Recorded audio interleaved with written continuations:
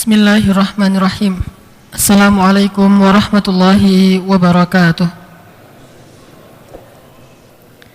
Alhamdulillahi rabbil alamin.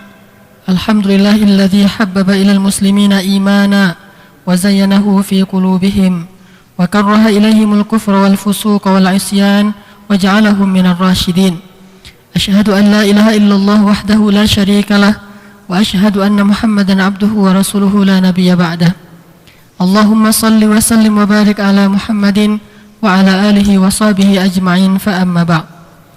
Bapak Ibu rahimakumullah, mari kita tadabburi ayat yang tadi dibaca oleh imam di dalam salat maghrib, terutama di rakaat kedua. Beliau membaca surat Al-Anfal, maka mari kita buka surat yang dibacakan tadi dan kita tadabburi maknanya. Surat Al-Anfal surat ke-8 ayat 24.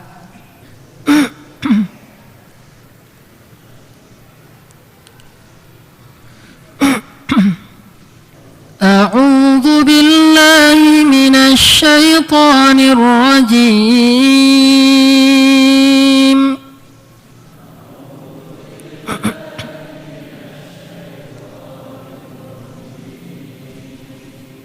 Bismillahirrahmanirrahim.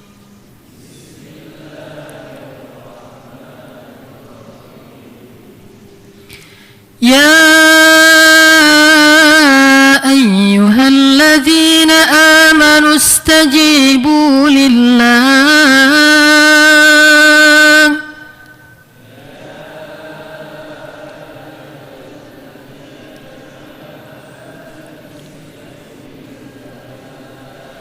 Istajibu lillahi walirrasuli idza da'akum lima yuhyikum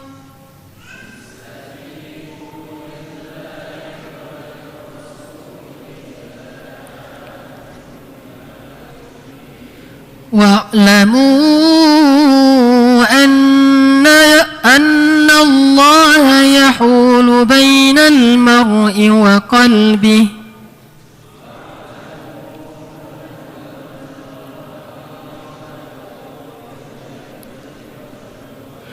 wa annahu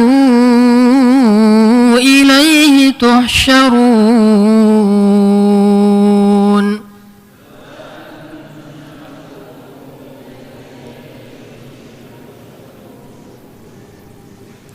Wahai orang-orang yang beriman, penuhilah panggilan Allah dan panggilan Rasul apabila keduanya memanggil kalian kepada apa yang baik untuk kalian. Dan ketahuilah bahwa sesungguhnya Allah itu membatasi antara seseorang dengan hatinya, dan bahwasanya hanya kepada Allah lah kalian akan dikumpulkan.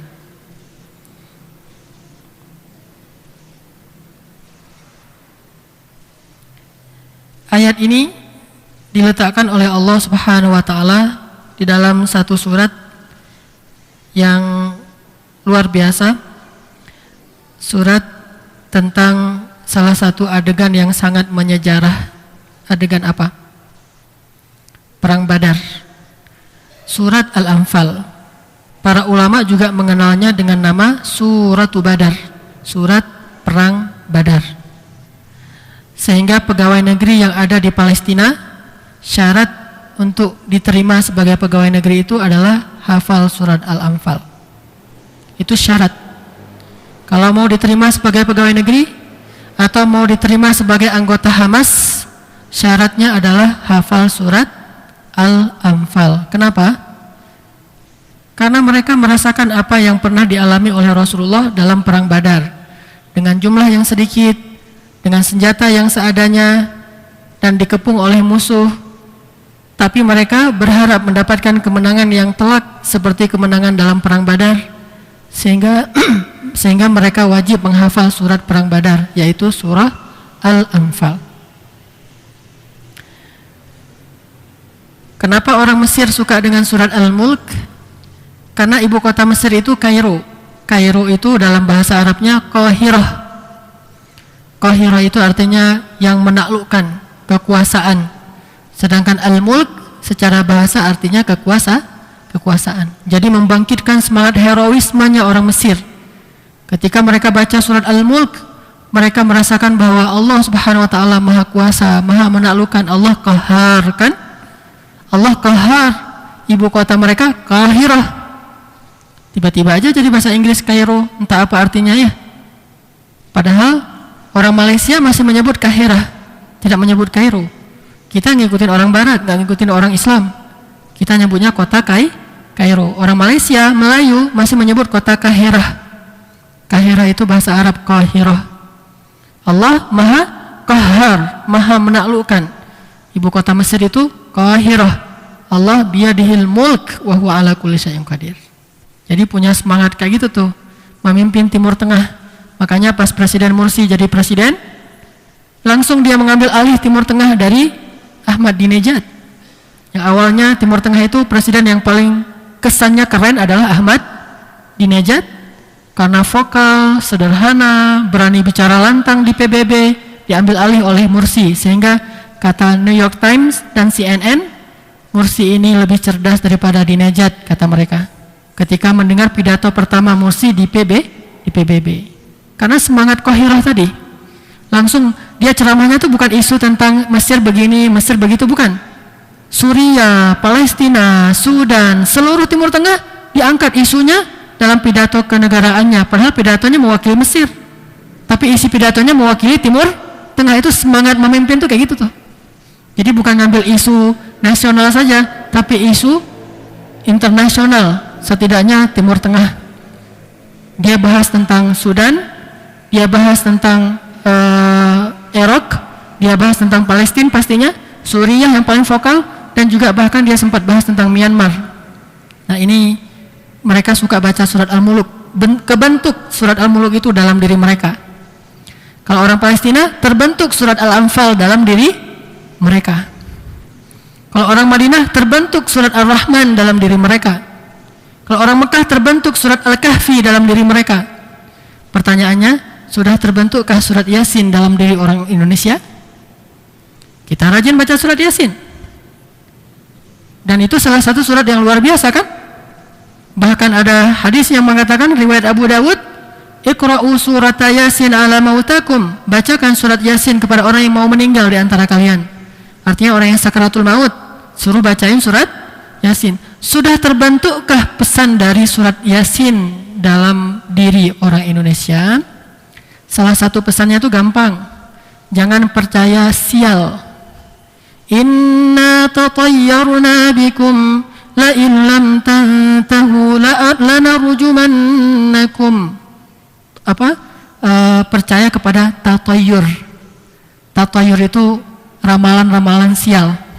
Orang Indonesia udah rajin baca Yasin tapi masih percaya sial. Bulan Safar bulan sial, hari Rabu hari sial, gak boleh keluar pada hari Sabtu, gak boleh nanam pohon cabai di depan rumah, gak boleh ini, gak boleh itu, banyak sialnya. Perempuan hamil jangan duduk kalau ada gerhana harus masuk kolong meja. Anak gadis jangan duduk depan pintu, jauh dari jodoh. Segala macam kesialan-kesialan. Padahal baca surat Yasin. Gak salah kita rajin baca surat Yasin, itu surat yang luar biasa. Kita harusnya menjaga tradisi itu karena itu tradisi yang baik. Tapi pertanyaan besarnya, udah masuk belum nih surat Yasin ke dalam hati? Sebagaimana Al-Anfal itu menguatkan semangat dan kesabaran orang Palestina. Al-Mulk menguatkan semangat leadershipnya orang-orang Mesir. Ar-Rahman semangat damainya orang-orang Madinah. Al-Kahfi semangat akidahnya orang-orang Makkah. Yasin semangatnya orang Indonesia. Masuk belum? Kalau belum masuk, baca lagi deh surat Yasin. Walaupun udah berpuluh-puluh tahun mentradisi, tapi belum ada hasilnya. Baca lagi, kuatkan lagi itu tradisi. Jangan dihapus, kuatin lagi tradisi itu. Ayo baca lagi Yasin, tapi yang benar bacanya. Jangan sekedar keyakinan-keyakinan khurafat. Baca dengan benar, pahami apa artinya tuh. Makanya kalau saya yang mimpin tahlil, emangnya Ustadz Hanan mimpin tahlil? Mimpin. Walaupun kalau ada acara di rumah saya nggak buat tahlil, tapi kalau diundang tahlil saya datang. Saya bahkan pernah mimpin tahlil kan di Jawa Timur. Jawa Timur itu kan pusatnya Nahdliyin, keluarga besar istri saya tuh Nahdliyin, bahkan orang langitan kan, pesantren besar. Disuruh mimpin tahlil. Baca apa? Surat Yasin juga. Memangnya kenapa? Baca surat Yasin. Setelah itu saya terjemahkan. Saya fahamkan, oh ini isi surat Yasin. Akhirnya saya sering diundang untuk jadi kiai tahlil. Oh, Ustadz Hanan kalau mimpin tahlil enak ternyata katanya. Jadinya berubah nama, bukan lagi Ustadz Hanan, Gus Hanan. Gus Hanan karena sudah memimpin tahlil. Tapi difahamkan yang benar tuh gimana? Rokok nggak usah bagi-bagi lagi deh. Kenapa? Kan rokok makruh katanya. Kata orang Indonesia ya. Kalau seluruh dunia haram, kalau orang Indonesia makruh. Oke lah kita ambil Indonesia deh biar agak-agak membumi. Rokok makruh artinya apa? Dibenci. Jangan berdoa dengan barang-barang yang Allah benci. Udah aja ngerokoknya ntar di luar setelah tahlil. Pas lagi tahlil nggak usah bagi-bagi pakai gelas. Ada yang nggak ngerokok ditaruh di telinga udah kayak tukang gitu ya. Dia nggak ngerokok sendiri, taruh di telinga, ngapain? Ntar dijual lumayan lah, dapat sebatang 1.500. Nggak usah bagi-bagi rokok. Terus nggak usah maksain harus ngasih makan yang enak. Seadanya lah. Kalau mau kasih makan silakan, nggak juga nggak masalah, bukan kewajiban. Dan yang datang nggak usah berharap kalau malam ganjil ada rawon. Kalau malam biasa nasi biasa, kalau malam ganjil ada rawon, ada segala macam dibungkus, namanya berkat ya. Nah, nggak harus gitu. Ya sesanggupnya, jangan sampai ngutang demi acara itu. Orang hutang mayit aja belum dibayar, nambah hutang lagi. Jangan, semampunya.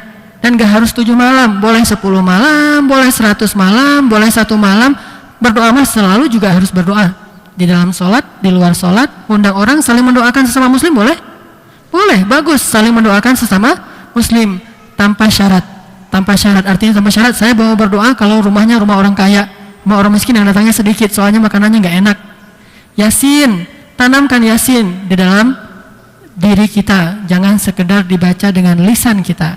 Nah ini surat luar biasa, surat Al-Anfal, suratnya orang Palestina tuh. Walaupun ini ayat untuk seluruh kaum muslimin, cuma yang paling rajin baca surat ini Palestina. Asal malam Jumat Al-Anfal, kalau kita malam Jumat Yasin. Walaupun hadisnya malam Jumat itu Al-Kahfi kan ya, malam Jumat Al-Kahfi, ya, malam lain boleh surat yang lain. Nah kalau di Palestina, pokoknya Al-Anfal, Al-Anfal, Al-Anfal. Kecil-kecil udah pada hafal Al-Anfal. Kenapa? Karena ayat ini luar biasa. Salah satu pesan di surat Al-Anfal ayat 24 yang tadi dibaca oleh imam, ya ayyuhalladzina amanu, panggilan untuk orang-orang yang beriman. Kalau kita mengaku diri kita beriman, ya terserah Allah mengaku atau belum, kita belum tahu kan ya. Kita mengaku diri kita beriman, berarti kita dapat panggilan ini nih. Kita yang dipanggil, sebutkan aja secara fisik. Ya ayyuhalladzina amanu dalam kurung, wahai Hanan. Siapa lagi yang saya hafal di sini namanya? Wahai Pak Atin, gitu ya. Wahai Pak Tatang. Pokoknya yang nama kita taruh di sini nih. Kalau kita punya Quran terjemah, dalam kurungin aja tuh. Buat catatan khusus, nama saya di situ. Nama kita masing-masing. Wahai, diri kita yang dipanggil. Sehingga kita merasa dipanggil oleh Allah, enggak merasa ini entah untuk siapa, entah para sahabat, bukan kita. Saya, istri saya, anak saya, kita semua yang di sini. Jadi ketika dikatakan oleh imam, imam salat Allahu Akbar, selesai baca Al-Fatihah, ghairil maghdubi alaihim waladdallin. Amin, gitu kan ya? Ya ayyuhalladzina amanu istajibu lillahi walir rasul. Kita tuh yang dipanggil. Ya ayyuhalladzina amanu. Saya lagi dipanggil Allah nih. Apa kata kita dalam hati? Labbaika ya Rabbi. Seperti labbaik Allahumma labbaik. Itu kalimat apa? Kalimat mentalbiyah panggilan Allah.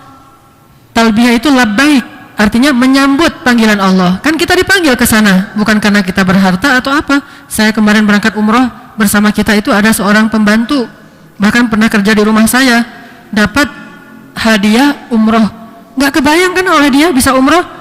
Oke lah kalau umrohnya tuh program umroh kelas pahe lah, paket hemat. Ini bukan pahe, umroh premium, nginepnya itu pas di depan masjid, bintang 5. Gimana kalau bukan karena panggilan Allah? Makanya kita bilang pas umrah itu labbaik Allahumma labbaik, labbaik la syarika laka labbaik, innal hamda wan ni'mata laka wal mulk la syarika lak. Sering orang bilang la syarikalah ya, bukan la syarikalah, la syarikalak. Nah begitu juga ketika kita mendengar ayat panggilan. Ayat panggilan itu biasanya diawali dengan harfun nida, ya ayyuha. Jadi kalau Allah panggil ya ayyuhalladzina amanu, lagi sholat ngapain? Di dalam hati kita bilang labbaika ya Rabbi, labbaika ya Rabbi. Ada apa ya Allah? Ada apa gitu? Aku penuhi panggilanmu ya Allah. Ya ayyuhalladzina amanu istajibu lillah. Istajibu lah gitu. Penuhilah gitu. Ayatnya aja penuhilah. Istajibu lillahi walirrasuli idza da'akum lima yuhyikum. Penuhilah panggilan Allah dan panggilan Rasul jika keduanya memanggil kamu kepada yang bermanfaat bagi kamu. Itu terjemah tafsir ya, bukan terjemah perkata seperti yang diterjemah. Kalau diterjemah perkata ibu-ibu biasanya kepada yang memberikan kehidupan ya. Itu letterlet. Tapi kalau tafsiriyah, arti kehidupan di situ adalah bermanfaat. Jika keduanya memanggil kalian kepada yang bermanfaat bagi kalian. Coba bandingkan dengan surat An-Nur kemarin. Setan kalau manggil orang ngapain? Ya ayyuhalladzina amanu la tattabi'u khutuwatis syaitan wa man yattabi' khutuwatis syaitan fa innahu ya'muru bil fasya'. Syaitan kalau manggil ngapain? Ya'muru bil fasya'i wal munkar.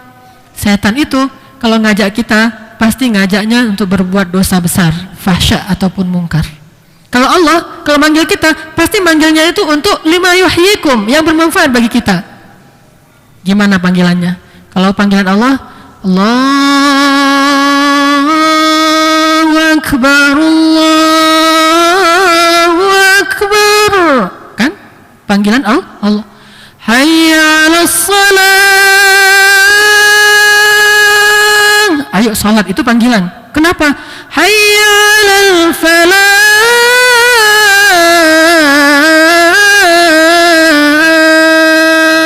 Supaya beruntung. Kalau panggilan setan, treng, treng, treng, treng. Atau sebentar lagi pertandingan antara Spanyol melawan kemarin siapa?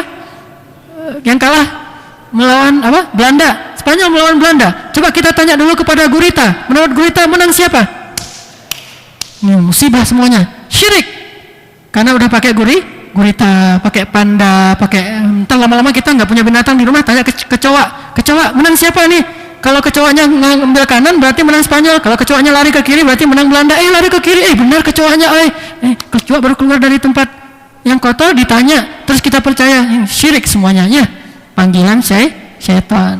Nggak ada tujuan kecuali fahsya, mungkar, syirik. Akhirnya tahajudnya lewat, subuhnya lewat, atau ada kajian subuh. Kajian subuh itu kan setelah sholat subuh 4:30 ya. Selesainya 4:30 lebih 1/4. Nah setelah itu jam 5 kurang 1/4 kan mulai kajian subuh. Pada bubar kenapa? Karena jam 5 pas Spanyol lawan Belanda kan, jam 5 tank. Kalau itu tank beneran. Kalau pengajian tanknya tank tong gitu ya, telat-telat. Tapi kalau itu jangan lewat karena kick off-nya tuh jam 5.00. Sehingga kajian subuh hari Minggu saya waktu itu banyak yang kosong. Ini pengalaman. Saya ada pengajian hari Minggu jam 5. Kenapa pada kosong? Ustaz maaf, Spanyol lawan Belanda. Dulu juga gitu tuh, pas Indonesia lawan Malaysia, pas piala dulu yang Suzuki itu ya, AFF. Nah pengajiannya di Al-Latif Jalan Saninten. Malam itu final antara Indonesia lawan Malaysia.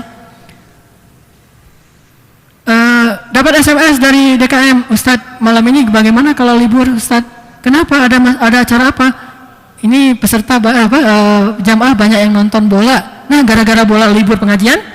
Makanya kata Allah, ya ayyuhalladzina amanu la tattabi'u khutuwatis syaitan.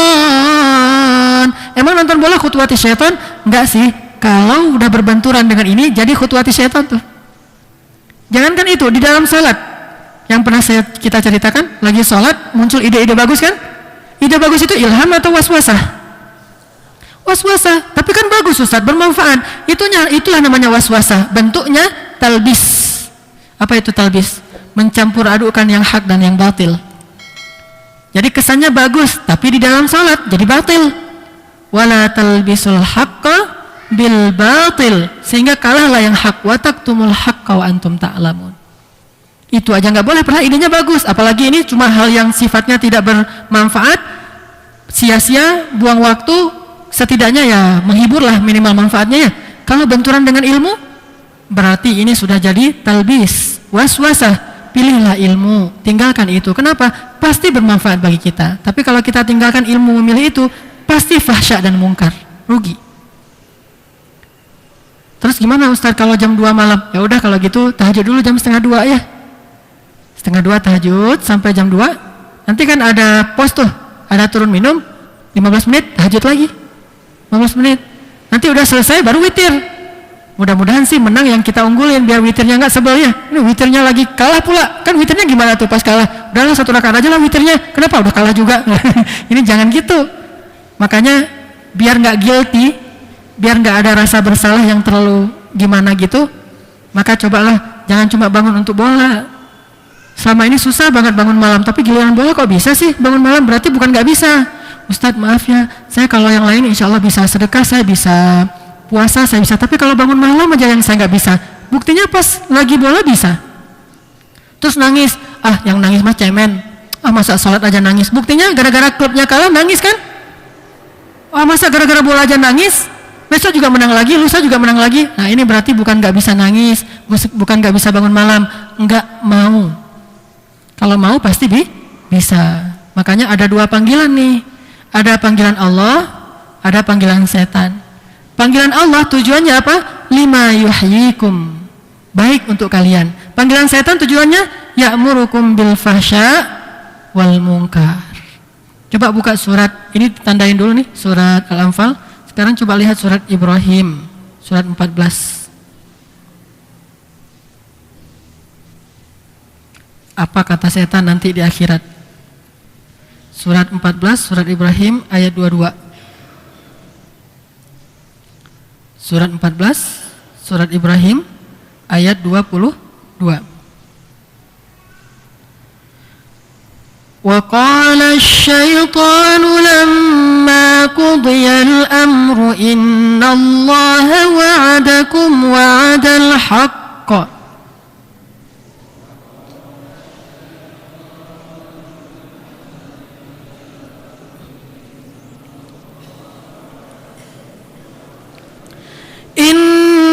Innallaha wa'adakum wa'dal haqqi wa wa'adtukum fa akhlaftukum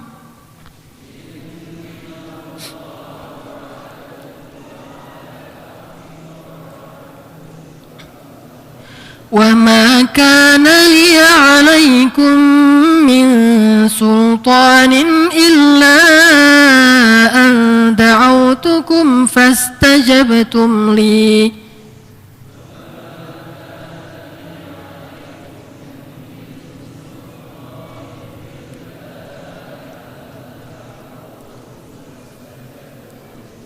فلا تلوموني ولوموا أنفسكم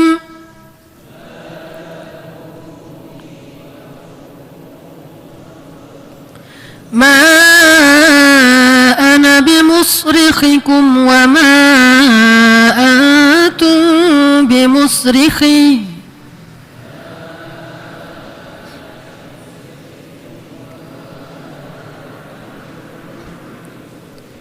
Inni kafartu bima asyraktumuni min qabl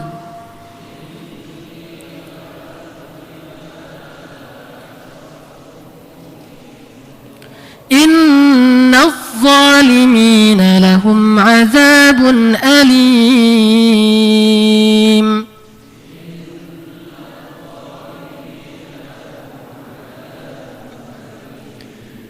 Dan berkatalah setan ketika hari hisab telah ditentukan, sesungguhnya Allah menjanjikan kepada kalian janji-janji yang benar, dan aku pun menjanjikan kepada kalian, maka aku pun mendustakan janji itu.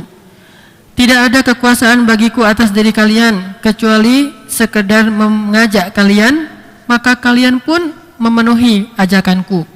Maka janganlah kalian menyalahkan aku, salahkanlah diri kalian sendiri. Aku tidak bisa menolong kalian, kalian pun tidak bisa menolong aku. Sesungguhnya aku mendustakan semua kemusyrikan yang kalian lakukan dulu di dunia. Sesungguhnya bagi orang-orang yang berbuat syirik itu ada azab yang menyakitkan. Nah, jadi Allah mengajak kita, memanggil kita, menjanjikan kepada kita, lima yuhyikum. Setan pun gitu, mengajak kita, memanggil kita, memberikan kita janji-janji. Kalau ajakan Allah namanya ilham, ilmu. Kalau ajakan setan namanya waswasah, ghurur, talbis. Tinggal kita mau milih yang mana nih? Fa'alhamaha fujuraha wa taqwaha. Inna hadainahu sabil, imma syakira wa imma kafura. Tinggal kita mau pilih yang mana nih? Mau menjadi orang yang muflihun atau mau jadi orang yang khasirun? Jadi orang yang beruntung atau jadi orang rugi? Makanya ada dua ayat panggilan. Ya ayyuhalladzina amanu la tattabi'u khutuwatis syaitan. Semua waswasah, semua talbis, semua ghurur, semua tamanni, jangan dengerin. Kalau yang satu lagi, ya ayyuhalladzina amanu istajibu lillah. Al-Quran. Istajibu lillahi walir rasul. As-sunnah yang diajarkan oleh para ulama yang dibacakan berupa Al-Quran dan sunnah. Maka itu istajibu, penuhi. Kita bilang kalau lagi sholat, lagi berdiri sholat gini, imam baca itu, ya ayyuhalladzina amanu, langsung labbaika ya Rabbi, labbaika, dalam hati, labbaika ya Rabbi, aku penuhi. Ada apa ya Allah, ada apa? Istajibu lillahi walir rasul. Dalam hati kita bilang sami'na wa ata'na. Mana sempat kita diwaswasa oleh syaitan. Orang kita lagi sibuk, kalau kita nganggur, nggak ngerti ayat yang dibaca, itulah bahayanya nggak ngerti bahasa Arab. Nggak ngerti ayat yang dibaca, nggak tahu juga itu yang dibaca Al-Quran atau yang bukan Al-Quran. Jangan-jangan dia salah baca, yang dibaca hadis tapi diiramakan. Misalnya ada imam yang kayak gitu, ya bingung dia. Innamal a'malu binniyat. Kita, ayatnya bagus banget. Hadis itu mah, bukan ayatnya. Karena kita nggak hafal, kan bahaya tuh kalau udah kayak gitu. Terlalu lancar, sama kayak Al-Ikhlas kan lancarnya tuh. Kalau Al-Quran itu yang lancar dua, Al-Fatihah, Al-Ikhlas. Kalau hadis yang paling lancar dua juga. Innamal a'malu binniyat, at-taharatu minal iman, ya. Itu paling lancar tuh. Makanya hafal Al-Quran semampu kita, belajarlah bahasa Arab semampu kita. Kalau enggak, kita nggak ngerti apa-apa. Kalau nggak ngerti, pikiran kita kosong. Kalau pikiran kita kosong, pasti dia masuk yuwaswis. Tapi kalau kita ngerti, mana sempat orang kita lagi sibuk. Biasanya yang jadi korban setan itu pengangguran. Kalau orang sibuk nggak bisa digoda oleh setan. Pengangguran itu gampang digoda. Makanya pengangguran itu, negara yang penganggurannya tinggi, itu tindak kriminalnya tuh lebih tinggi. Kenapa? Yuwaswis. Orang nggak ada kerjaan selain mikir yang jelek-jelek. Kenapa nggak mikir yang baik aja? Namanya juga nggak ada kerjaan. Kalau yang baik itu kerjaan. Makanya dia kadang-kadang ini kuku-kuku kaki dia pikirin. Kenapa? Itu kerjaan orang nggak ada kerjaan. Kenapa sibuk dengan masalah Ustadz, tulisan insya Allah yang benar itu gimana Ustadz? Apakah dipisah in, SH, Sya, Allah? Ini nggak usah sibuk yang gini-gini. Itu namanya takalluf dalam bahasa fikihnya. Apa itu takalluf? Membebani diri dengan yang bukan beban. Nggak usah ribut gara-gara masalah insya Allah. Udah aja tulis pakai bahasa Indonesia, pakai bahasa Arab yang benar. Insya Allah kan? Kalau nggak bisa tulis pakai bahasa Arab, semua literasi itu tergantung penerbit. Itu kan literasi. Kalau penerbit, saya pernah jadi pemret. Saya orang sastra, saya punya penerbit, jadi saya ngerti yang literasi itu nggak ada masalah di literasi. Ada yang pakai insya Allah, ada yang pakai insya Allah, ada insyaallah. Semuanya ini hanya literasi. Kenapa sibuk dengan insya Allah? Gara-gara nggak ada kerjaan lain. Amin yang benar gimana? Amin, amin, amin, amin. Yang mana yang benar Ustaz? Sibuk dengan itu, nggak usah ribut masalah gitu deh. Yang ribut kalau misalnya jelas-jelas amin dalam kurung amunra, itu baru kita ribut. Amin dalam kurung Amun Ra. Apa itu Amun Ra? Dewa Mesir kan ya? Kalau itu yang dipakai dalam kurung jelas baru ribut. Tapi kalau enggak itu kan namanya innama a'malu binniyat. Lagian ini pakai bahasa Indonesia kecuali bahasa Arab, baru enggak boleh salah tulis. Artinya ini kerjaan orang enggak punya kerjaan, nganggur. Makanya macam-macam was-wasahnya. Tapi kalau orang enggak nganggur, insya Allah dia akan lebih fokus kepada yang besar dan sampai yang kecil-kecil terselesaikan tanpa harus diselesaikan, sendirinya terselesaikan. Saya pernah ceritakan, Ustadz lagi ceramah, mic-nya ngadat, terus akhirnya tali mic-nya itu diikat ditempelin di tiang biar nggak ngadat lagi, terus dikasih dikasih selatip, diginiin, terus gini ya, jadinya mirip salib. Ustadz, ada pertanyaan, masa di dalam masjid ada salib? Mana salibnya? Itu talinya mic itu gini, terus ada selatip, jadilah salib. Ini berarti selama tadi dia dengerin ceramah mikirin salib aja, mikirin selatip, terus nggak mikirin ceramah si Ustadz. Makanya kayak gitu tuh. Kalau nganggur banyak was-wasa dalam sholat. Sebab nganggur itu karena nggak bisa bahasa Arab, karena nggak ngerti ayat yang dibaca, pasti nganggur tuh.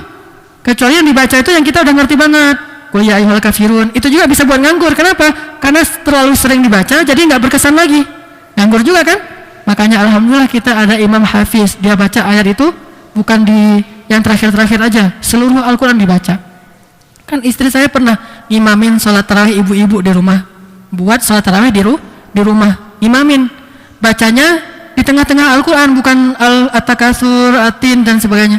Apa komentar ibu-ibu tetangga setelah selesai tarawih besoknya? Kata mereka, Qurannya mana beda Qurannya beda. Kenapa beda? Gak pernah dengar tuh Quran kayak gitu. Nah, kenapa bisa gitu? Karena gak ngerti. Itu awamnya. Sehingga pas lagi sholat, mulailah dia mikir, nih habis tarawih tadi ada bala-bala yang belum sempat dimakan. Terus ada ini, ada itu. Ya, lagi sholat tarawih. Kenapa? Karena sholat tarawihnya itu di Masjid Murabi. Masjid Murabi, sholat tarawihnya itu ayatnya ganti-ganti. Sehingga kita gak ngerti. Nah, itulah sebabnya masuknya syaitan. Kalau kita ngerti, pas dibaca, misalnya yang paling populer apa? Qad aflahal mu'minun. Apaan tuh? Gitu ya. Alladzina hum fi salatihim khashi'un. Oh ya, saya harus khusyuk nih kalau gitu. Walladzina hum 'anil lagwi mu'ridun. Astagfirullahaladzim, saya banyak kata-kata yang sia-sia gitu kan. Walladzina hum lizzakati fa'ilun. Kayak Nabi teringat ada perhiasan di rumahnya, habis sholat langsung lari ngambil perhiasan nyedekahin. Oh, saya kayaknya tahun ini belum bayar zakat. Walladzina hum li furujihim hafizun. Oh, berarti saya harus cepat-cepat nikah nih, yang belum nikah kan? Illa ala azwajihim aw ma malakat aymanuhum fa innahum ghairu malumin. Faman ibtagha wara'a dzalika faulaika humul adun. Kita bilang dalam hati, auzubillahi min dzalik, mudah-mudahan saya enggak termasuk orang yang seperti itu. Siapa yang menyalurkan syahwatnya bukan dengan cara yang Allah halalkan, itu tercela. Bukannya yang menikah tercela, yang enggak menikah yang tercela. Dia menyalurkan syahwatnya kepada zina, selingkuh, pacaran dan segala macam variannya. Pacaran itu varian dari zina, takarrub kepada zina. La taqrabu zina. Berarti kalau yang udah pada pacaran, pas baca ayat itu, adun, orang yang melampaui batas. Astagfirullahaladzim, kita putus. Gitu kan? Setelah selesai salat, lo gue N. Selesai kan? Mengamalkan ayat. Ini berarti nih orang khusyuk dalam salatnya nih. Faham. Apalagi ayat setelahnya. Walladzina hum li amanatihim wa ahdihim ra'un. Oh iya ya, saya ada janji sama fulan, harus saya tunaikan nih, gitu. Kalau kita janji sesuatu, saya janji sama istri mau makan malam bareng, berarti habis ini harus buru-buru pulang. Janji, amanah. Walladzina hum ala salawatihim yuhafizun. Ya Allah, maafkan saya sering telat sholat, gitu. Ulaika humul warithun. Ya Allah, jadikan saya termasuk ulaika, mereka. Kan sholat kayak gitu mana sempat diwaswasa oleh syaitan, karena ngerti banget yang dibaca. Apalagi kalau yang bacanya pelan-pelan, satu ayat demi satu ayat, tartil, tarassul, gak buru-buru. Kalau kita ngerti tapi buru-buru, Alhamdulillahi rabbil alamin arrahmanir rahim maliki yaumiddin iyyaka na'budu wa iyyaka nasta'in ihdinas siratal mustaqim siratal ladzina an'amta 'alaihim ghairil maghdubi 'alaihim waladdallin. Amin. Qul huwallahu ahad. Apa ini? Enggak sempat tadabbur. Kita kesel gitu, pengen tadabbur, aduh udah lewat lagi, nggak sempat. Kita aja udah ngerti, nggak bisa sempat tadabbur, apalagi yang nggak ngerti. Jangan gitulah. Kasihan makmumnya lagi sholat pengen tadabbur, baca, nggak usah banyak-banyak, nggak masalah. Ayatnya boleh pendek-pendek. At-Takasur juga Al-Quran, tetapi alhaakumut takatsur hatta zurtumul maqabir kalla sawfa ta'lamun. Kan enak. Orang sholat di belakang, summa kalla sawfa ta'lamun. Itu kan ancaman tuh. Lo tahu sendiri ntar kan gitu kan bahasa gaulnya. Kalla law ta'lamuna ilmal yaqin la tarawunnal jahim. Coba diulang-ulang lagi. La tarawunnal jahim summa la tarawunnaha 'ainal yaqin. Orang langsung, oh ini apa nih, ayat tentang apa nih? Alhaakumut takatsur. Rugi kalian gara-gara terlalu suka bermegah-megahan, berbanyak-banyakan. Alhaakumut takatsur hatta zurtumul maqabir kalla sawfa ta'lamun. Kayak gitu. Enggak usah panjang-panjang, enggak masalah, tapi suratnya dibaca dengan tartil. Makanya kemarin pas kita sholat Jumat, saya baca Ar-Rahman, fabi ayyi ala'i rabbikuma tukadziban. Kenapa sering saya baca? Karena itu ayat pasti difahami oleh orang Indonesia, tapi jarang dibaca dan berkesan banget kan? Banyak yang menangis setelah saya turun dari masjid pada lapor, Ustadz, saya biasanya kalau sholat Jumat itu ngelamun, kalau khutbah Jumat itu biasanya main HP, ngobrol sama teman atau tidur, tapi kali ini saya berkesan, akhirnya saya pengen ikut ta'lim, akhirnya dia minta nomor saya, pengen ikut ta'lim. Kan jadi sumber hidayah. Coba kalau bacanya asal-asalan, bagus baca sabihis juga, sabihis itu luar biasa ayatnya, tapi yang benar itu bacanya, jangan karena udah sering jadi cepet-cepetan, orang gak sempat tadabbur. Itu kalau kita faham, sholat kita itu nikmat. Makanya kata Nabi, ya Bilal, arihna bis sholat, istirahatkan kami dengan sholat. Kok bisa sholat itu istirahat? Kalau kita ngerti. Nggak ngerti, sholat itu jadi pekerjaan. Pengen istirahat dulu, capek apa? Capek sholat. Kebalik kan? Kalau mereka pengen sholat dulu, kenapa? Capek kerja. Kalau kita pengen istirahat karena capek sholat. Karena bagi kita sholat itu nggak rehat. Apalagi sholat tarawih. Kenapa tarawih itu lebih rehat dari yang lain? Karena tarawih bacanya panjang. Ayatnya tuh macam-macam, variatif. Jadi kita bisa surfing. Kalau kita surfingnya biasanya di googling, sekarang surfing di Quran. Orang suka surfing di googling, cari ini, cari itu. Sekarang coba surfing di Quran, Al-Baqarah, Ali Imran, An-Nisa. Terus kita berselancar di dalam Al-Quran. Oh, Masya Allah, Alhamdulillah, Masya Allah. Wah, luar biasa. Kalau kita ngerti. Kalau nggak ngerti, rugilah kita. Masa bahasa Inggris bisa, bahasa Arab nggak bisa? Bahasa Perancis bisa, saya Ustadz bisa 3 bahasa, Perancis, Inggris, Jepang, semua bisa. Korea, semuanya bisa. Dia bahasa Arab nggak bisa. Kenapa harus belajar bahasa Arab? Emang saya mau jadi TKI? Bahasa Arab bukan untuk TKI, untuk faham Al-Quran dan hadis. Insya Allah nanti kita lanjutkan setelah selesai salat Isya. Bismillahirrahmanirrahim. Supaya tidak lupa, saya mengulangi kembali pengumuman tadi dari Ustaz Yazin tentang program malam Ahad ini. Tadi beliau sampaikan Ahad malam, maksudnya malam Ahad. Malam Minggu kita akan adakan Qiyamul Lail Tarhib Ramadan, menyambut Ramadan, dimulai jam 1.30, paling telat dimulai jam 2, tapi kita bisa hadir jam 1.30 karena sekitar jam 1.30 kita akan mulai. Dan bagi yang mungkin ingin mentadaburinya, silakan membuka mushaf atau mungkin nanti juga bisa mentasmi.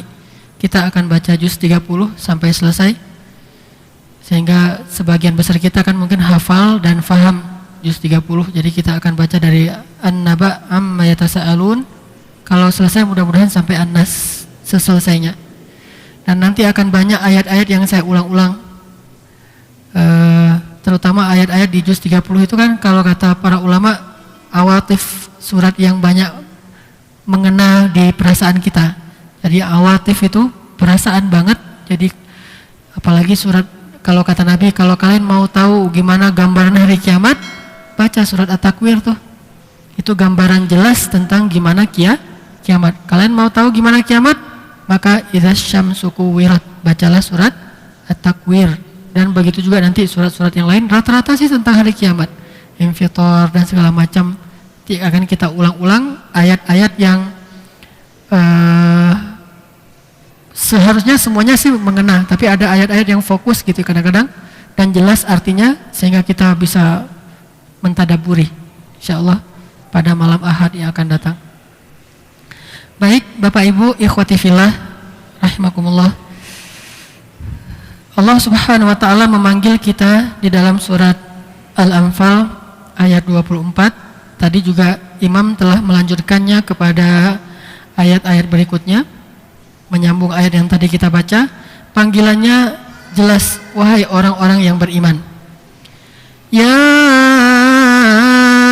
ayyuhalladzina amanu, wahai orang-orang yang beriman. Kita bilang apa di dalam hati?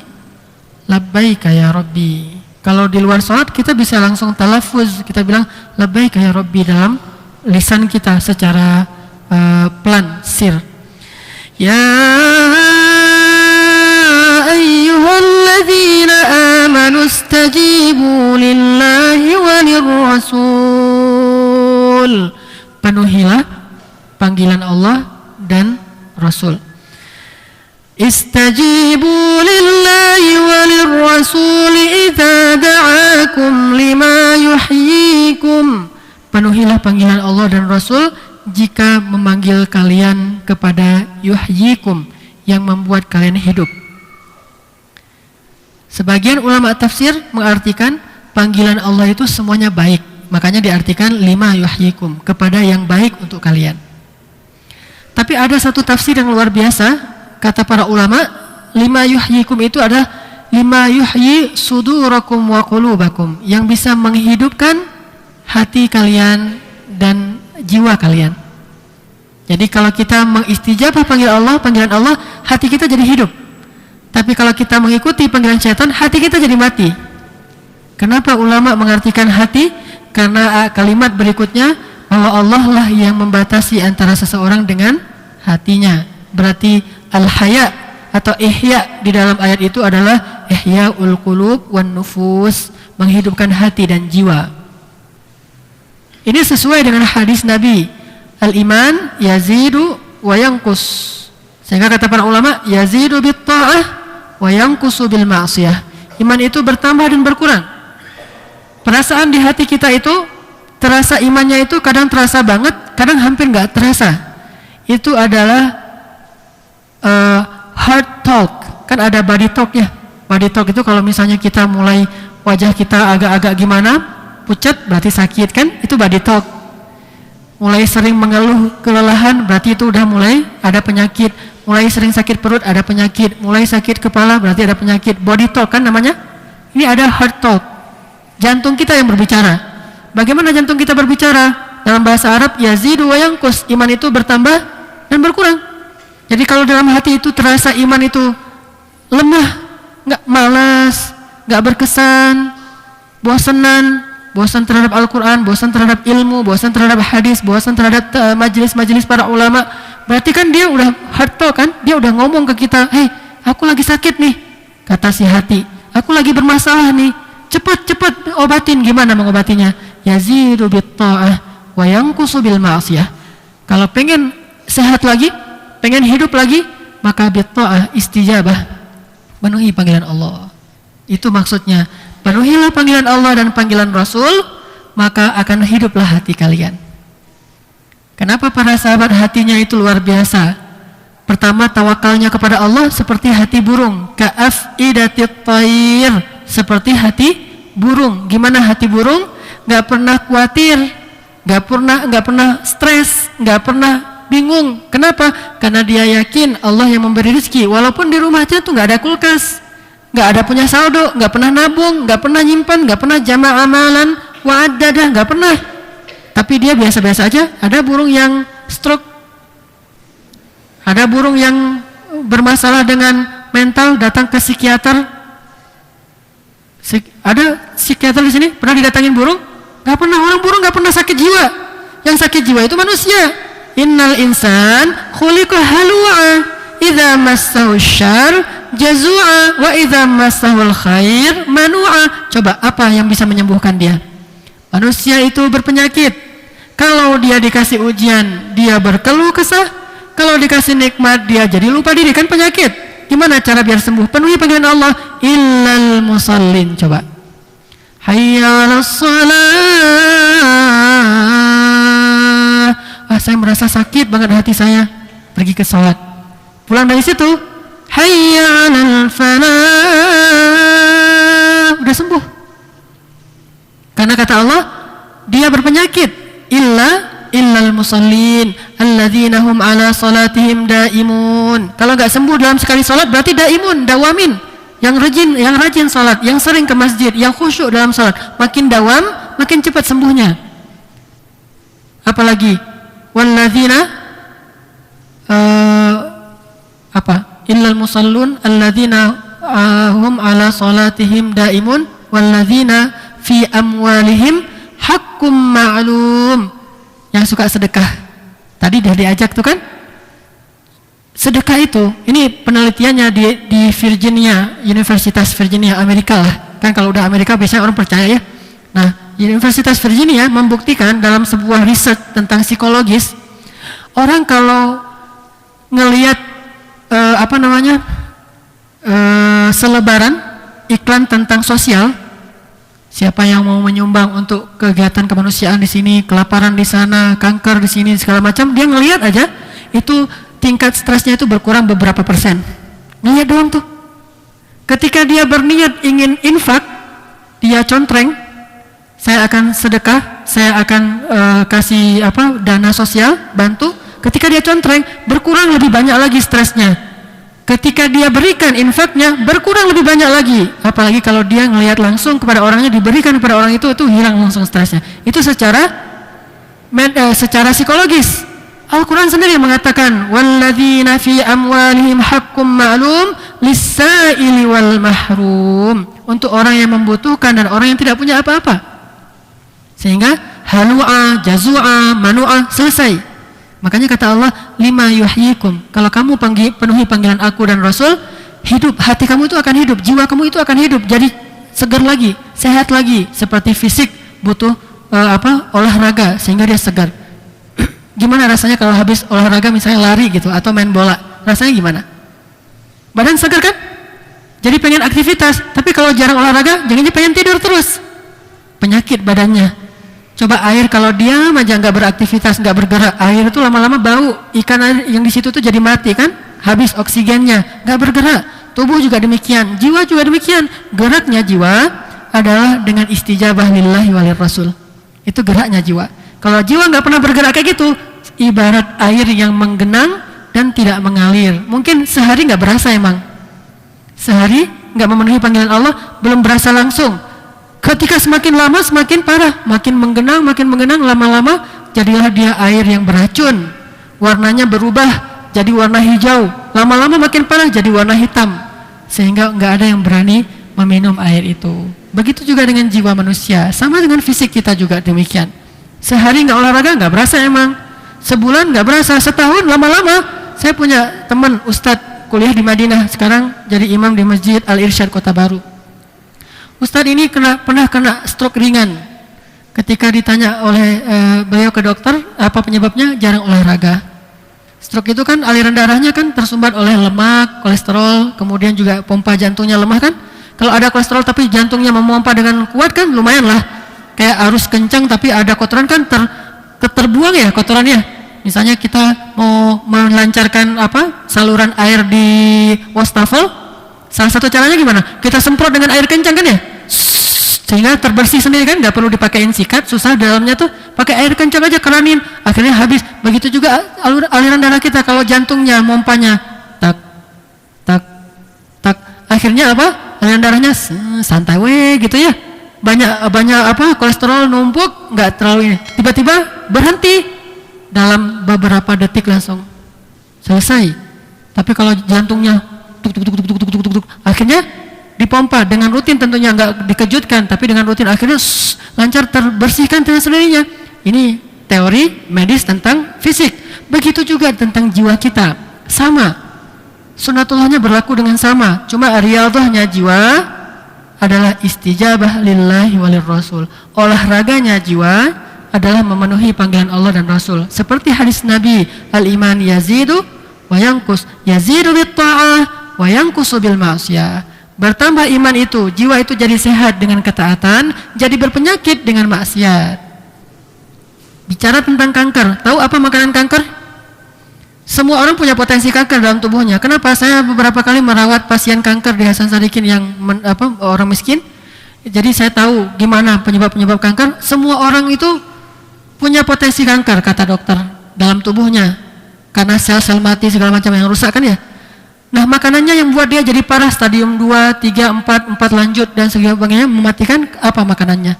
Makanannya itu pecin, pengawet, pewarna, pengenyal. Yang gini-gini ini makanan kanker nih.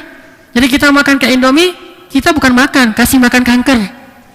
Dia yang tadinya kecil tiba-tiba jadi gemuk kan ya. Begitu juga dengan jiwa kita. Makanannya dari mata tidak ghadul basar, ngelihat yang aurat. Itu makanan penyakit jiwa tuh. Kenapa di Indonesia banyak pasien penyakit jiwa? Di zaman Nabi kan jarang ada pasien penyakit jiwa ya. Ada orang jiwa gila dipasung gitu, jarang banget. Hampir kita nggak pernah dengar cerita itu, saking jarangnya. Apalagi gila gara-gara nggak diangkat sebagai waliul amri, jadi hakim, jadi dewan, jadi gila, nggak ada tuh di zaman Nabi. Justru hampir gila gara-gara diangkat jadi waliul amri kan ya, takut banget diangkat jadi presiden, takut. Kalau sekarang nggak jadi anggota dewan, stres, gila. Kenapa? Penyakitnya di sini nih. Gimana cara menyembuhkannya? Ya ayyuhalladzina amanu istajibu lillahi walir rasul. Salah satunya salat khashi'un daimun hafizun. 2, walladzina fi amwalihim haqqum ma'lum lis-sa'il wal mahrum. Kalau di Al-Mu'minun, walladzina hum liz-zakati fa'ilun. Terus walladzina yusaddiquna biyaumiddin. Ternyata baca tentang hari akhirat itu bisa menghidupkan hati. Salah satunya gimana? Ziarah kubur. Ziarah kubur itu ihya'ul qulub. Mengurus jenazah, ihya'ul qulub. Melihat orang sakit yang udah nazak, udah sakarat, ihya'ul qulub. Membaca ayat dan hadis ataupun buku-buku tentang akhirat, ihya'ul qulub, menghidupkan jiwa, menghidupkan hati. Karena walladzina yusaddiquna biyaumiddin walladzina hum min azabi rabbihim musyfiqun inna azab rabbihim ghairu ma'mun. Jadi percaya kepada akhirat, makin baik percaya kepada akhirat, makin hayah hatinya, makin hidup hatinya. Itu namanya istijabah. Tapi sebaliknya, kalau yang dia lakukan justru bukan tentang akhirat, dia datangnya ke mal-mal. Itu lawan dari datang ke kuburan tuh, datang ke mal tuh. Mau menghidupkan hati, datang ke kuburan. Mau mematikan hati, datang ke mal. Kayak gitu tuh. Karena ke kuburan itu dekat ke akhirat, mal itu dekat ke dunia. Pernahkah kita ngelihat di mal itu tentang akhirat? Hati-hati, sebentar lagi mau mati. Nggak ada di mal. 7 golongan yang dapat naungan Allah pada hari tidak ada naungan kecuali ada di mal kayak gitu kan? Nggak ada. Malah di mal itu nggak boleh ngomong akhirat sama sekali. Sampai mau ceramah pun dibuat di mal supaya apa? Sekalian belanja segala macam. Saya pernah diundang tuh ceramah di mal, mana mau saya ceramah di mal? Kalau mau ceramah pergi ke Masjid Al-Murabbi biar masuk. Ngapain ceramah di mal? Biar semua orang juga ngedengar. Iya sih, niatnya talbis. Wala talbisul haqqa bil batil. Kesannya sih bagus, tapi apa yang terjadi? Saya pernah soalnya nggak ada kesannya. Cuma hilangin guilty doang tuh, hilangin rasa bersalah biar nggak belanja pure. Jangan cuma belanja tapi ada taklimnya lah gitu ya. Tapi nggak ada hasilnya, orang nggak dengar juga. Kalau mau sungguh-sungguh belajar, tempatnya ilmu di masjid. Di majelis-majelis ilmu, di sana mah belanja. Nggak salah, emang nggak salah. Tapi kalau itu satu-satunya yang dijadikan alasan dakwah, nggak ada hasilnya. Makanya kalau mau ihya'ul qulub ke kuburan. Ke kuburan jangan cuma lewat, duduk sebentar lihatin tuh kuburan. Ngapain di situ? Zikrul maut. Ingat mati. Ingat mati kan nggak bisa kita lewat kuburan, naik motor. Assalamualaikum ya ahlul kubur inna bikum lahiqun. Lewat terus. Ingat mati? Nggak ingat. Nabi kalau lewat kuburan, Assalamualaikum ya ahlul kubur, beliau berdiri sebentar. Tahukah kalian siapa yang 2 orang di dalam kuburan ini? Kata para sahabat, Fulan bin Fulan ya Rasul. Itu Fulan bin Fulan. Kata Nabi, yang si Fulan ini diazab gara-gara la yastabri min baulih, gak bersih dalam istinja. Ketika dia buang hajat, gak bersih, bajunya banyak kena kotoran sehingga dia sholat dengan baju yang kotor. Yang kedua, dia diazab namam karena dia suka namimah. Coba, berarti kan di kubur itu gak cuma lewat kan? Berhenti sebentar ngambil pelajaran. Itu yang dilakukan Nabi di kubur. Sampai tanya ini siapa, ini siapa. Terus beliau ambil pelepah kurma, dibelah 2 sehingga dalamnya kan basah tuh. Kalau kayak pelepah kelapa kan, kalau dibelah 2 kan basah, ditanam. Ini akan diringankan dari azab kubur sampai pelepah kurma ini menjadi kering kan gitu. Adanya azab kubur kan banyak hadis-hadisnya. Itu gara-gara Nabi nggak cuma lewat, tapi mampir sebentar, mikir, terus beliau tanya, memberi nasihat. Kayak gitu harusnya, watawasaw bil haq watawasaw bis-shawab. Tapi kalau cuma lewat doang, atau di kubur cuma bersih-bersihin kubur, sambil ngebanding-bandingin, kubur si fulan tuh marmernya tuh bagus ya, kenapa yang punya kita marmernya biasa aja, ganti marmer. Sibuk dengan marmer, ganti marmer, terus ganti batu nisan, terus lihat, oh ternyata tanggal lahirnya salah, tanggal lahir orang udah meninggal juga masih dipermasalahkan, tanggal lahir mau salah, nggak masalah, orang udah meninggal juga. Emangnya mau ditanya antar di KTP, ini belum cukup umur gitu ya, udah meninggal ya, belum cukup umur, tanggal lahir dipermasalahin. Terus juga ini nggak penting banget deh. Yang penting itu lihatin kubur, bersihin bagus, bersihin supaya nggak angker kan. Kuburan orang barang kenapa nggak angker jadi taman ya? Kuburan orang Indonesia tuh mah angker. Buat kuburan jangan angker-angker amat lah. Nah setelah itu baru zikrul maut, ingat kematian. Sebentar lagi saya juga akan kayak gini nih nasibnya. Pasti. Ini nggak ada cerita. Walaupun ini bukan bab insya Allah di sini. Udah pastilah. Allah berkehendak itu udah pasti insya Allah ya. Allah berkehendak pasti mati, nggak ada insya Allah saya juga akan mati. Ya pasti insya Allah Allah pasti akan mematikan kita. Kullu nafsin dha'iqatul maut. Itu bukan insya Allahnya orang Indonesia itu insya Allah beneran. Kalau insya Allah orang Indonesia kan belum pasti nih. Kalau ini insya Allah beneran pasti akan mati. Coba renungkan, kalau saya yang ada di situ, sementara yang ini adalah anak saya, gimana saya di dalamnya tuh sendiri? Anak saya datang, kemudian coba bersih kubur. Nggak pernah saya ajarin cara berdoa untuk orang tua, mau doa orang tua aja ngundang orang. Berapa sering kita bisa ngundang orang? Nggak tahu dia mau baca apa. Ini gimana mau doanya ya? Ya sudahlah, ngundang kiai aja deh, biar doain saya amin-amin aja lah. Ya bagus lah, nggak masalah. Tetapi berapa sering kita bisa ngundang orang? Paling sebulan sekali. Berapa banyak uang kita untuk ngundang orang? Karena kan gimana juga orang kalau misalnya datang kan harus kita suguhin ini, suguhin itu kan ya. Kan nggak enak datang suruh doain terus pulang kan? Kita kasih makan berapa sering kita bisa ngasih makan orang? Kan nggak sering. Itu gara-gara anak itu nggak diajarin agama. Salah satunya doa untuk orang tua. Ya udah, Rabbana atina fid dunya hasanah. Doain diri sendiri, bukan doain orang tuanya ya. Udah sampai di kubur masih doain Rabbana atina fid dunya hasanah fil akhirati hasanah wa qina adzabannar. Udah selesai pulang dia tuh. Malah doain diri sendiri. Lo egois banget sih, Nak. Bapak udah di sini nggak didoain. Ini gara-gara nggak diajarin. Tapi orang-orang anaknya saleh, ketika dia sujud, Allahumma fili walidayya. Kita di tahiyat sebelum salam. Tahiyat itu kalau bisa agak-agak lama dikit. Kenapa? Doa di tahiyat itu mustajabah, sama seperti sujud. Apa yang didoain? Doa orang meninggal juga nggak masalah. Namanya juga udah meninggal. Allahumma firlahu warhamhu wa'afihi wa'afu anhu wa akrim nuzulahu wa wasi' madkhalahu wafsah qabrahu warfa' darajatahu fatahhirhu minad danas fa in kana musi' fatahhirhu wa in kana muslih fataqabbal minhu. Allahumma arham walidayya. Itu baca. Selalu baca itu, kan enak tuh orang tuanya. Anak saya soleh. Coba bayangkan itu ketika dikubur. Ini ihya'ul qulub, menghidupkan hati. Susah ngebayangin mati kalau lagi di mall. Susah. Masa di mall mikirin mati? Nggak ada kan? Di mall mikirin yang warna mana ya? Semuanya bagus juga nih. Lihat uangnya cuma sedikit. Gitu kan? Di mall nggak akan mikirin mati. Mikirin hidup, gimana lebih nyaman, gimana lebih, apalagi di mall itu tawarannya macam-macam. Hidup. Ihya'ul qulub, datang ke kuburan, ziarah orang yang sedang, jenguk orang yang sedang sakit, urus jenazah, ittiba'ul janaiz, mengurus jenazah mulai dari memandikan, kalau nggak bisa minimal kita datang kepada orang yang udah meninggal. Kan ngeri-ngeri tuh kisah orang meninggal tuh. Datang, dengarkan kisahnya. Kecuali orang Jepang, kalau orang Jepang itu nggak suka ditanya meninggalnya kenapa, sakit apa, itu nggak suka. Udah bilang aja, bilang sungkawa kan gitu ya orang Jepang. Kenapa dianggap kamu recok banget sih? Udah tahu saya lagi banyak musibah, banyak tanya. Kalau orang Jepang nggak mau ditanya-tanya. Kita datang, sakit apa meninggal orang ini, saya suka kita yang gitu tuh, ya. Datang ke keluarganya, sakit apa? Ya bapak semalam gini-gini, cerita panjang lebarnya. Kalau orang Indonesia budayanya gitu, cerita. Budaya cerita. Kemarin mah nggak apa-apa, masih sehat, masih ngobrol-ngobrol dengan kami, meninggal gitu kan ya. Kalau dengan orang yang orang Mesir, dia suka didoain, bukan cerita. Kalau kita kan nggak didoain, cuma cerita doang. Cerita lama habis itu, ya udah, yang sabar ya, permisi pulang. Doanya mana? Hadiah yang paling mahal itu doa. Bukannya bawa-bawaan itu baik, tapi yang lebih mahal doa. Apa yang didoain? Makanya bingung mau doain apa juga. Kan udah didoain sama Pak Kiai, kita aminin aja lah. Inilah masalah kita, nggak ngerti apa-apa dalam agama. Kalau orang Mesir juga nggak terlalu suka dia ditanya kenapa meninggal, bagaimana meninggal, dia jawab aja qadar Allah, begitulah ketentuan Allah, udah selesai, nggak panjang-panjang diceritain. Tinggal yang datangnya, semoga Allah rahimahullah, Allah merahmatinya, Allah menerima dia segala macam ya. Kalau kita turut berbela sungkawa, pakai bunga, kirim, tapi orangnya nggak datang, nggak ngedoain, nggak nyalatin, ini budaya nggak jelas berasal dari mana.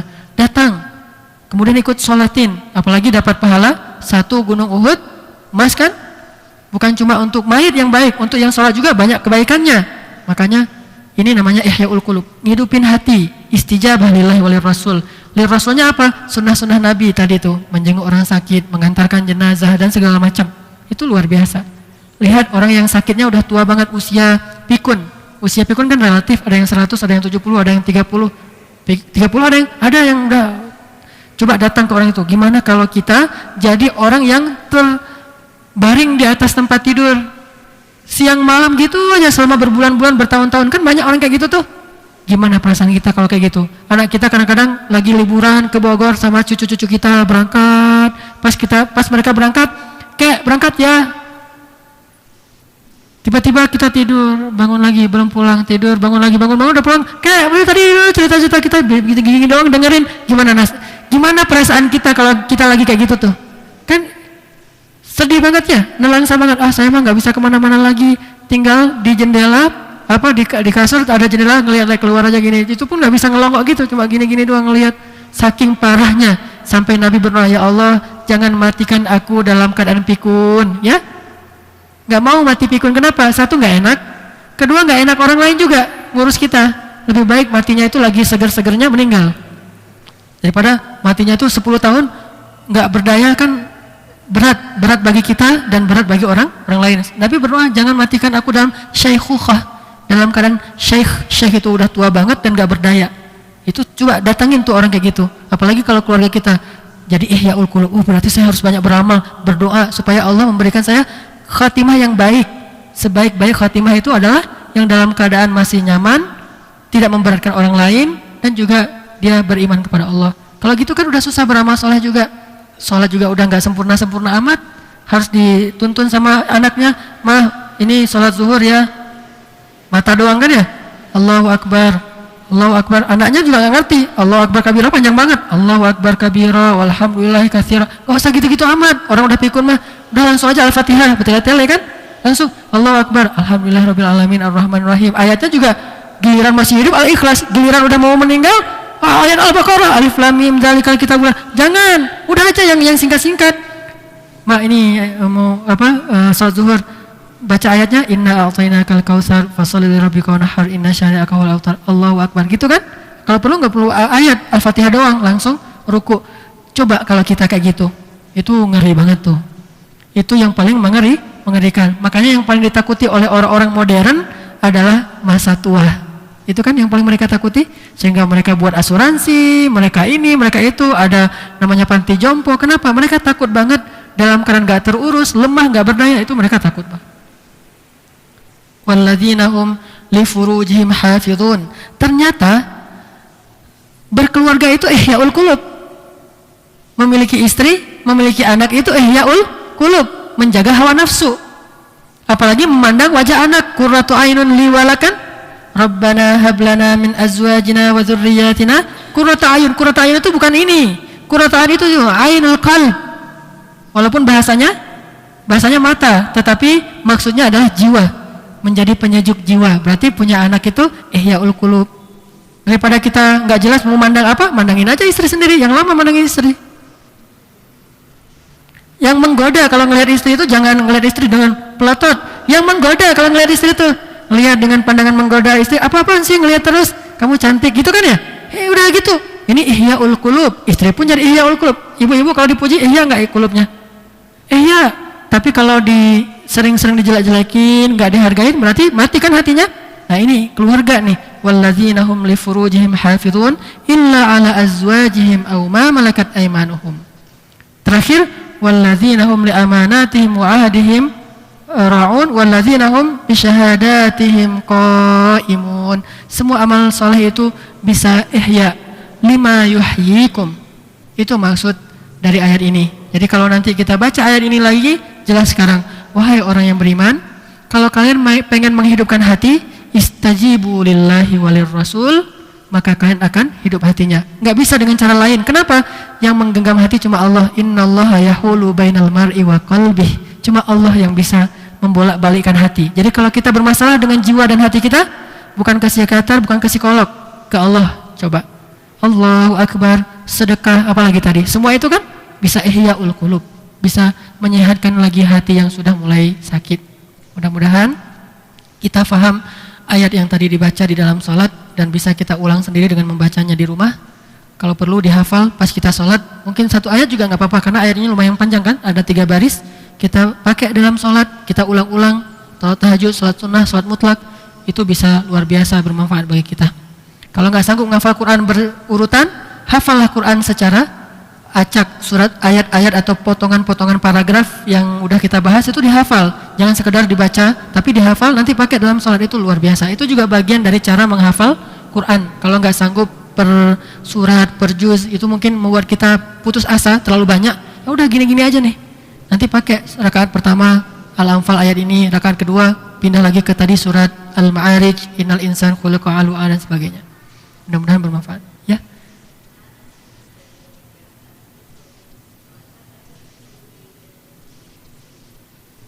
Nah, itulah masalahnya di kita. Gak dimandiin terus ada ditaruh di ruang tamu ya. Harusnya dimandiin biar bisa kita sholatin kan. Kalau gitu kita mau gimana? Gak bisa disolatin belum dimandiin, belum kayak orang belum berwudu kan. Ya udah kita tunggu, kalau gak bisa tunggu ya sudah kasih tahu ke keluarganya. Mandiin dulu biar bisa yang datang langsung sholatin. Gak harus tunggu sholat di masjid kan, gak semua orang sama aktivitasnya. Ada yang mau kerja, apalagi meninggalnya subuh-subuh kan. Malah langsung mandiin, taruh di ruang tamu, udah dikafanin, udah bersih. Tinggal nanti orang datang langsung berdiri sendiri, Allahu Akbar. Datang lagi. Nanti kalau yang terakhirnya mau jamaah di masjid baru, tapi kan gak semua orang sempat. Itu jadi catatan untuk yang musibah meninggal. Segera mandikan. Lagian secara fikih mayit, Islam itu lebih suka segera dimandiin dan segera dikuburkan. Jangan dilama-lamain. Jangan tunggu anak pulang dari luar negeri, kasihan mayitnya. Udahlah, gak harus dilihat. Apalagi sekarang foto kan ya banyak yang difoto. Foto aja udah foto-foto, ntar anaknya bisa lihat foto kan. Tapi juga aneh, kalau saya meninggal jangan difoto deh. Wajah saya difoto pula lagi meninggal udah kayak gitu, nggak enak banget tuh bagi si mayit. Tapi bagi anak kan fotoin ya, jangan, saya nggak sempat lihat sambil nangis-nangis kan nggak enak, nggak diturutin. Fotoin bapak, saya pengen lihat. Ya, mudah-mudahan bermanfaat. Kita tutup dengan doa kafaratul majelis. Subhanakallahumma wa bihamdika, asyhadu an la ilaha illa anta, astaghfiruka wa atubu ilaik. Assalamualaikum warahmatullahi wabarakatuh.